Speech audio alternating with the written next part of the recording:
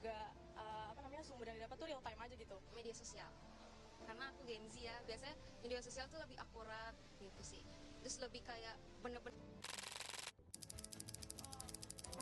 Fenomena eksistensi diri di media sosial, khususnya bagi para remaja, kian mengkhawatirkan.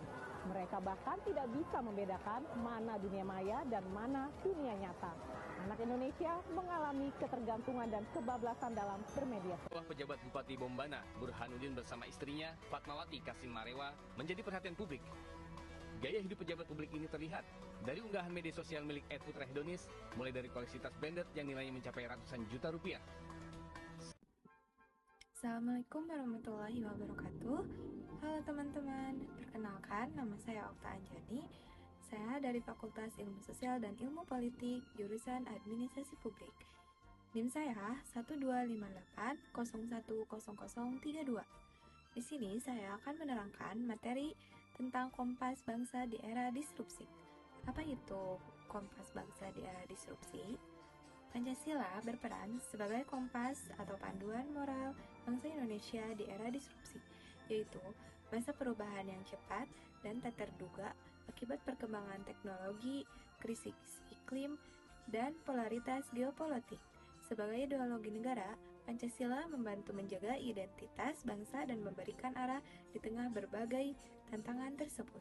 Di era disrupsi ini, ada tantangan bagi Pancasila, yaitu arus globalisasi, penyebaran informasi, dan budaya asing yang tidak tersaring dapat mengikis nilai-nilai luhur bangsa jika masyarakat tidak memiliki kesadaran untuk menjaga Pancasila. Dan banjir informasi dan disinformasi, kemudahan akses teknologi untuk mempermudah penyebaran hoaks dan berita bohong yang dapat memecah belah persatuan bangsa Indonesia. Oleh karena itu, ada beberapa upaya penguatan Pancasila di era disrupsi. Yang pertama, ada pendidikan karakter, memasukkan nilai-nilai Pancasila secara lebih terstruktur dalam kurikulum sekolah agar generasi muda memahami dan menginteriorisasi nilai-nilai tersebut. Di era disrupsi, ada tantangan zaman modern seperti perkembangan kecerdasan buatan AI. Perkembangan kecerdasan buatan AI adalah salah satu tantangan paling signifikan di era modern yang dapat mempengaruhi penerapan nilai-nilai Pancasila. Meskipun menawarkan berbagai peluang, AI juga menghadirkan ancaman yang perlu disikapi dengan bijak dan tidak mengikis fondasi kebangsaan. Tantangan AI bagi pengalaman Pancasila, ada beberapa ancaman terhadap lapangan kerja. Otomatisasi melalui AI berisiko menghilangkan beberapa jenis pekerjaan yang dapat meningkatkan ketimpangan sosial dan ekonomi jika tidak diatasi dengan tepat waktu. Dan adanya ketergantungan teknologi dan hilangnya empati. Ketergantungan berlebihan pada AI dapat menggerus keterampilan berpikir kritis, interaksi sosial, dan empati yang merupakan nilai penting dalam Pancasila. Untuk memaksimalkan manfaat AI dan meminimalkan resikonya, Pancasila berperan sebagai landasan etika dan moral.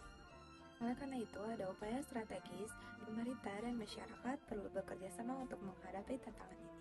Selain adanya perkembangan kecerdasan AI, di era disrupsi ini juga ada pengaruh media sosial terhadap Pancasila, yang dimana membawa pengaruh signifikan terhadap cara masyarakat berinteraksi, berpikir, dan memandang nilai-nilai kebangsaan.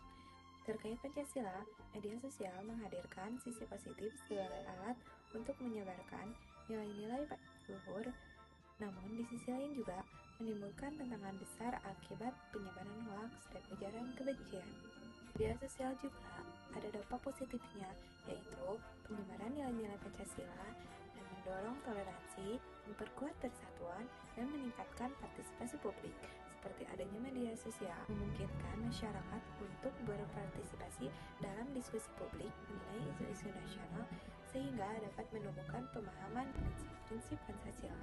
Dan ada juga dampak negatifnya, adanya penyebaran hoaks dan disinformasi, kemudahan berbagi informasi di media sosial. Dan ada dampak negatif dari media sosial, adanya penyebaran hoaks dan disinformasi, kemudahan berbagi informasi di media sosial juga mempermudah penyebaran berita palsu yang dapat merusak kerukunan dan memecah belah bangsa. Hal ini secara langsung mengikis nilai persatuan Indonesia. Cukup sekian materi yang telah saya sampaikan. Mohon maaf jika ada salah kata. Wassalamualaikum Assalamualaikum warahmatullahi wabarakatuh.